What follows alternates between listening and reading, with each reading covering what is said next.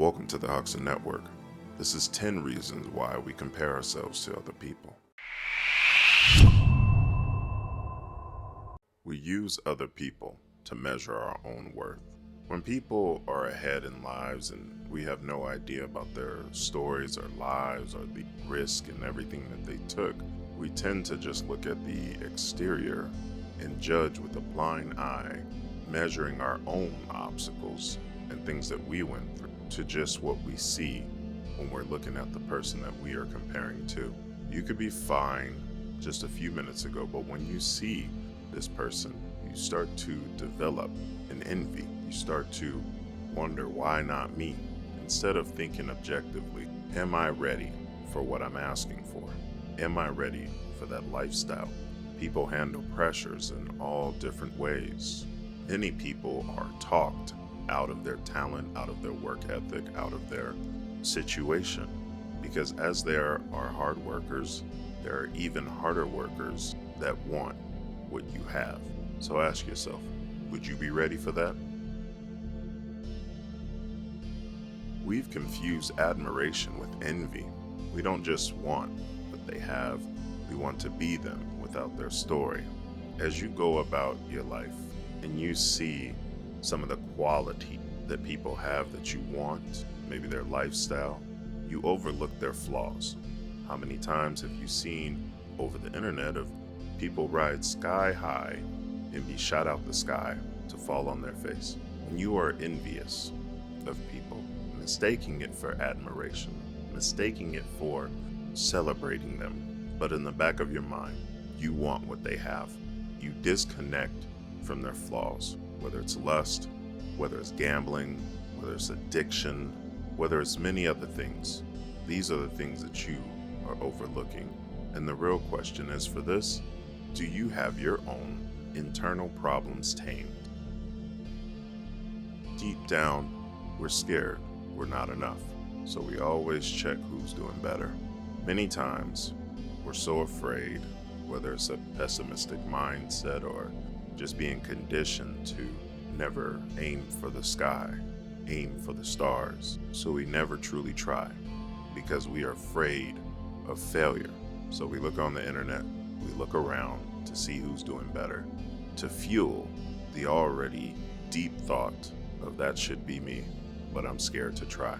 Now we are our biggest enemies when it comes to trying, but the greatest gift in failure is learning, because you won't fail again.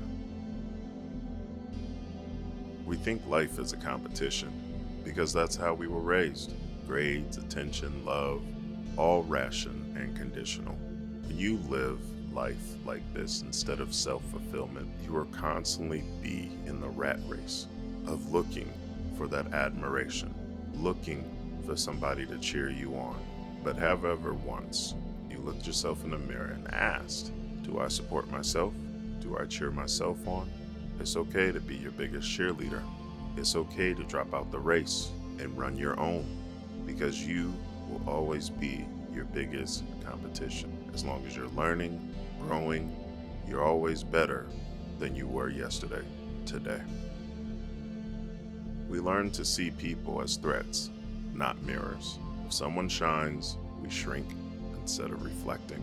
When you see other people's success, when you see other people's grind, you should always look at the qualities that they have and reflect them on yourself, as in these are qualities that you too could adapt. Every human being that you come across provides different, but everybody reacts to things different. You should never shrink. We are all pieces to a puzzle, and everybody plays their part to the big puzzle. No one person is the whole puzzle. So never shrink yourself and wonder why you don't fit. We tie our value to how we stack up, not who we are. Self-worth outsourced to a scoreboard no one agreed to. There's no time limit. There's no buzzer beaters. It is just you and how you adapt to situation. Don't worry about the measurements and the statistics of how you should be, what time you should be there by, at what age. Everybody learns at a different pace. Some people learn hands-on. Some people learn visual. These are the things that make us unique. Never measure yourself to the past, the future. Always measure yourself to you and how you are now to what you were yesterday. That is your only competition. We mistake visibility for value. They're seen more, posted more, praised more, so we assume they matter more.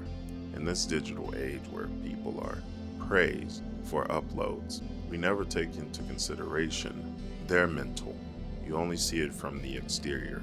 From the outside in, they could be going through mental gymnastics and have their own insecurities, but all you see is the vacations, the lavish dinners, the excitement, the happiness, and all they're doing is being a slave to the algorithm. But you don't know that. While they're chasing numbers that could be inflated, that could be manipulated, all you're seeing is the act of joy and happiness.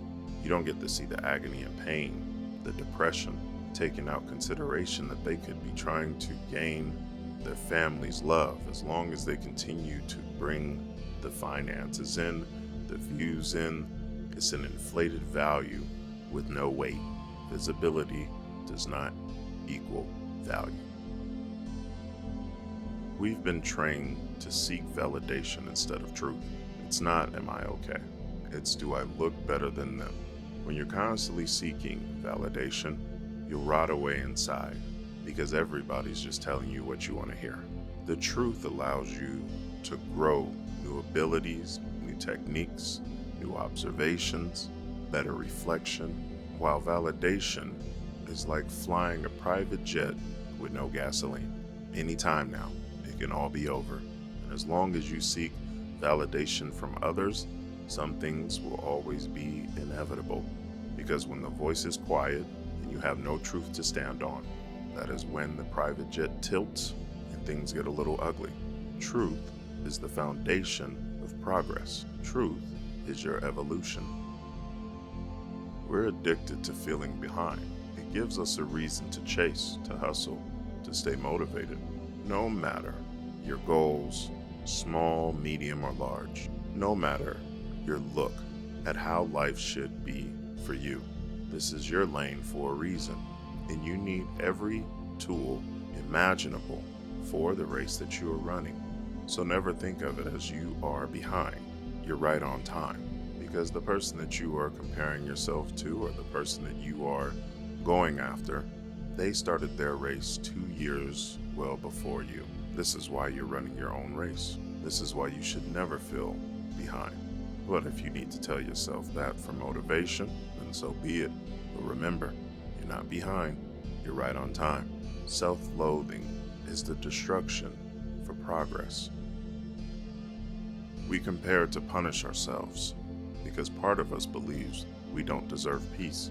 As you've been raised in a life that you've been raised in, constantly surrounded by chaos, constantly told that you don't deserve this or that, the conditioning over time of beating yourself down, so when you finally do get something good, you do not know how to appreciate it. You keep the tradition going of punishing yourself, continuing to think that you'll never change into a butterfly. Even after you come from the cocoon, you'll rip your wings off and tell yourself you don't deserve to fly as punishment. But understanding yourself, understanding your past and situations, and the people around you and how they were treated. This is just passed down trauma from one family to the next in a bloodline tradition. But the minute you understand, the minute you can grasp this, you can fly, and you can fly high.